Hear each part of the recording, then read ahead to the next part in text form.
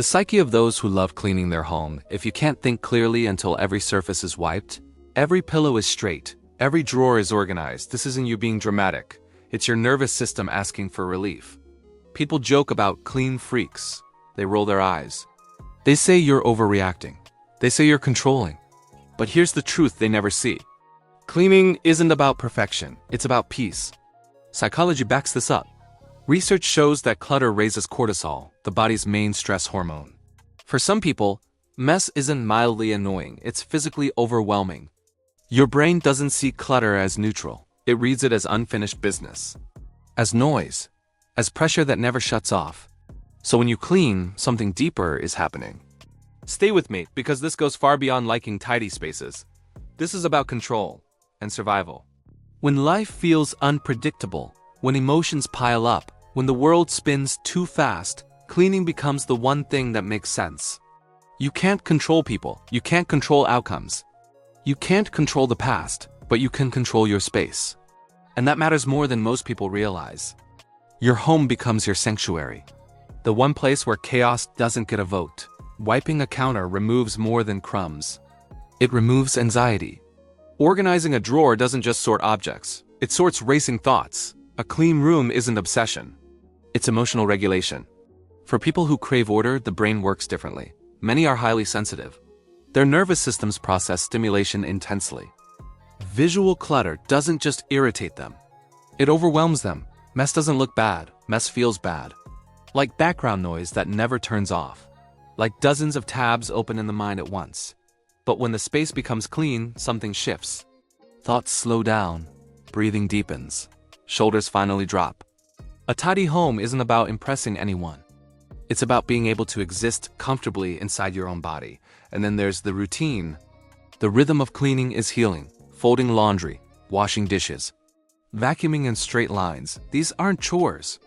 They're therapy sessions without a couch. Because unlike life, which is unpredictable, cleaning offers something rare. Visible results. You start with chaos. You end with order, and your brain loves that. Each finished task releases a small hit of dopamine. A quiet chemical whisper that says, you did something right. You made this better. You're capable.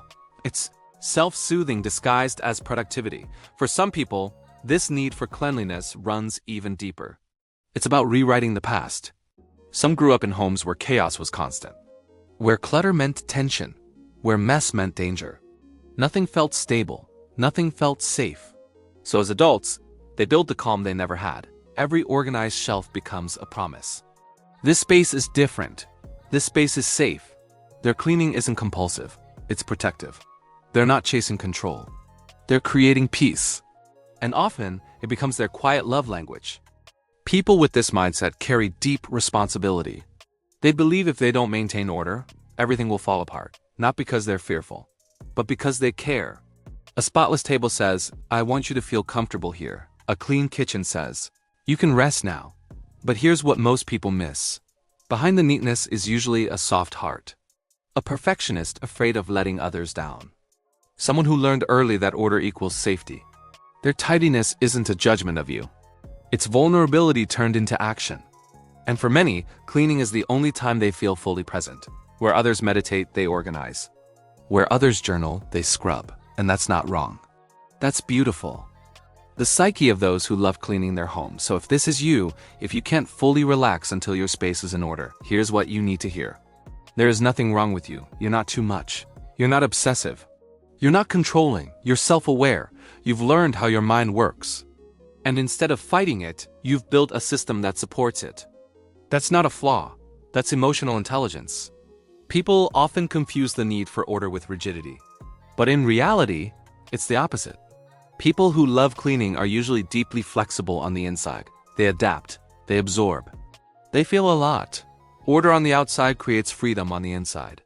When your environment is calm, your mind doesn't have to stay on high alert. You don't have to scan for problems.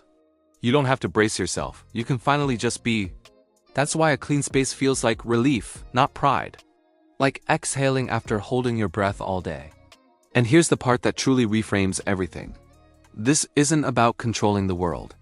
It's about creating a place where your nervous system can rest. Psychologically, this is called external regulation. When your inner world feels overstimulated, you use the outer world to bring yourself back into balance. Some people do this with music, some with exercise, some with journaling. You do it with order, and that's valid. In a world that constantly demands more, faster, louder, messier, you've chosen something radical. You've chosen calm. And let's normalize something else people don't talk about enough. Loving cleanliness doesn't mean you expect perfection from others. It doesn't mean you judge mess. It doesn't mean you lack spontaneity. It means you respect your limits. You understand that chaos drains you. And instead of forcing yourself to tolerate it, you design your life around what helps you thrive. That's not weakness. That's wisdom. For many people like you, cleaning is also the moment when the mind finally quiets. No past, no future, just hands moving. Objects finding their place. Thoughts settling without effort. That's presence. That's grounding. That's peace without performance. And maybe the most misunderstood part of all this is that your love for order often comes from care, not fear. You clean because you want spaces to feel welcoming. You organize because you want life to feel manageable. You tidy because you want yourself and others to feel safe. That's not control.